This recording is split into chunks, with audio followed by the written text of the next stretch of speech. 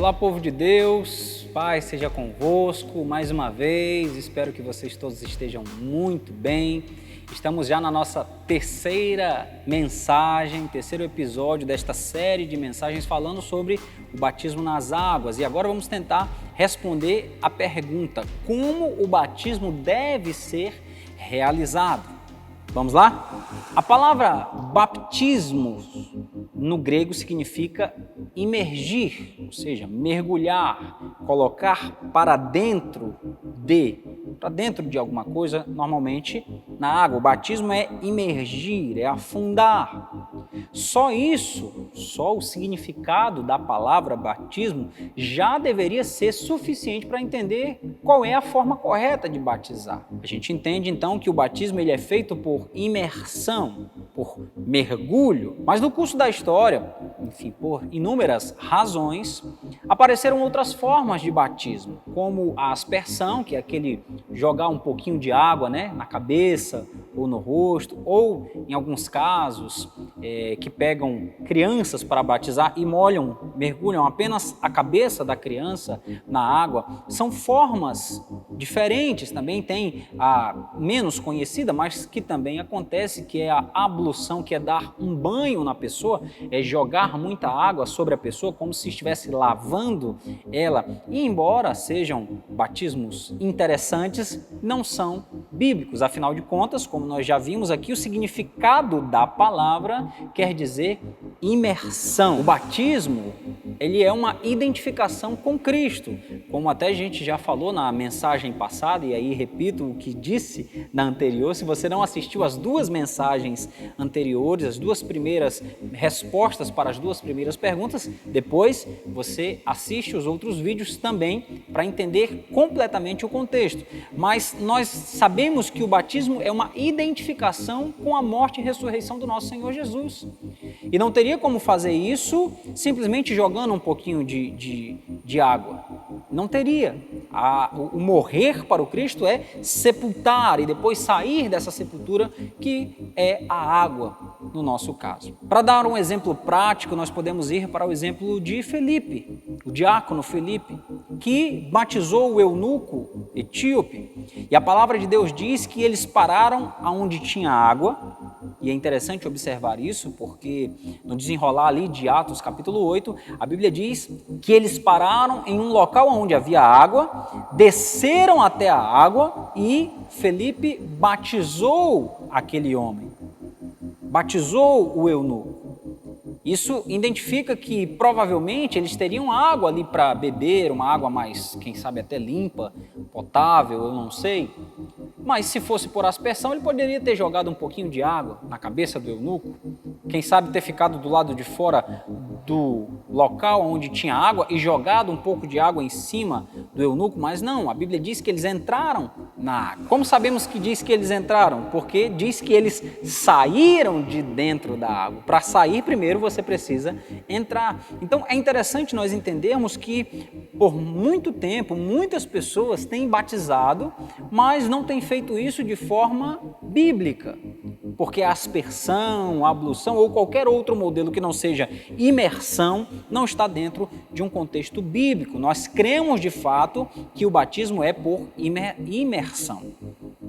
João Batista, ele utilizava o Rio Jordão para batizar.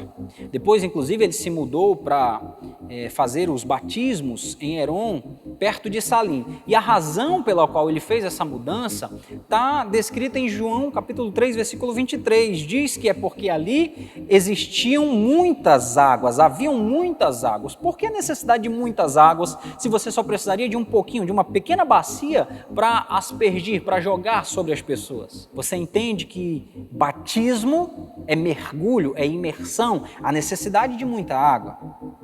Agora, quanto à questão do lugar, num rio, no mar, numa água corrente, tem gente que fala sobre isso, que a água precisa ser corrente para levar os pecados. Não tem a ver com isso. A questão não é essa.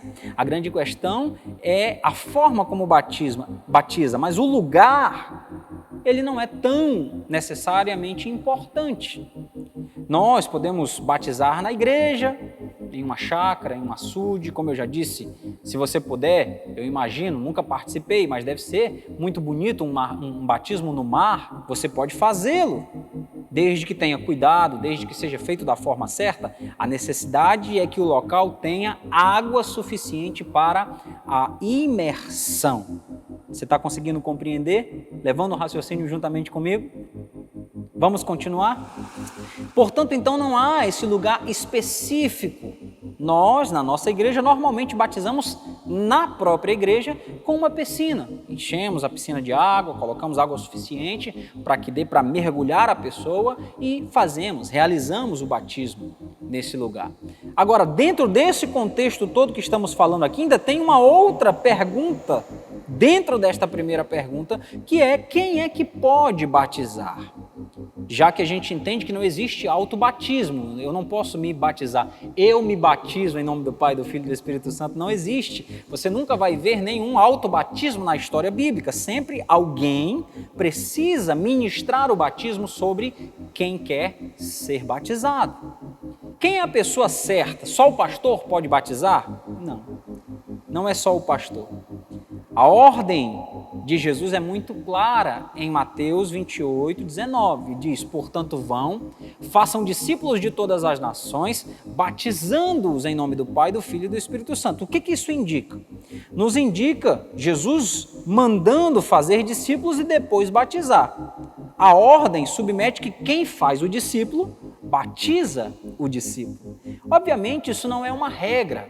Alguém pode ganhar uma alma para Jesus, fazer um discípulo para Jesus e o pastor batizar, um pastor auxiliar batizar, ou outro líder da igreja batizar? Sim, é claro que pode, mas há a necessidade de haver a autoridade de um ganhador de almas, de alguém que faz discípulos. Essa pessoa está apta a batizar.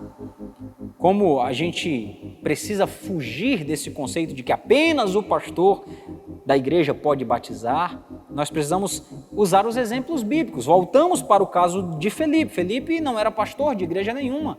Felipe era um diácono e mesmo assim batizou aquele homem. Paulo disse à igreja de Coríntios que ele não havia batizado muitas pessoas entre eles, embora fossem muitos deles filhos na fé de Paulo. Mas mesmo assim, Paulo não batizou a todos eles. O próprio Jesus, e aí eu quero ler um versículo para nós irmos já finalizando, o próprio Jesus deu autoridade aos seus discípulos para que pudessem batizar. João capítulo 4, versículos 1 e 2 diz: os fariseus ouviram falar que Jesus estava fazendo e batizando mais discípulos do que João, falando aí de João Batista. Aí olha o que diz o versículo 2: embora não fosse Jesus quem batizasse, mas os seus discípulos. Jesus fazia muitos discípulos, mas ele estava dando autoridade aos seus auxiliares, aos discípulos que estavam próximos dele, para que também realizassem o batismo. Portanto, meus irmãos, nós temos de compreender que não é só o pastor que pode batizar. Todo aquele que tenha autoridade no nome de Jesus, como um ganhador de almas, como um fazedor de discípulos, pode com certeza ministrar o batismo sobre a vida de qualquer candidato a se batizar. A gente conclui que é necessário, para que o batismo tenha validade bíblica, que a pessoa queira se batizar e acredite em Jesus Cristo como o Filho de Deus. Ela precisa, primeiro de tudo, crer. Nós precisamos ter água suficiente para batizar, não pode ser só uma baciazinha com água, e também precisamos de alguém com autoridade bíblica, de um ganhador de almas, de um fazedor de discípulos, para ministrar o batismo. E esse batismo será realizado em nome do Pai, do Filho e do Espírito Santo. Essa é a forma como nós entendemos que o batismo deve ser realizado. Espero ter te ajudado respondendo mais uma das perguntas que nós ouvimos bastante e continue com a gente. Ainda temos mais uma mensagem para esclarecer tudo isso. Deus te abençoe, forte abraço, beijo no coração. Até a próxima!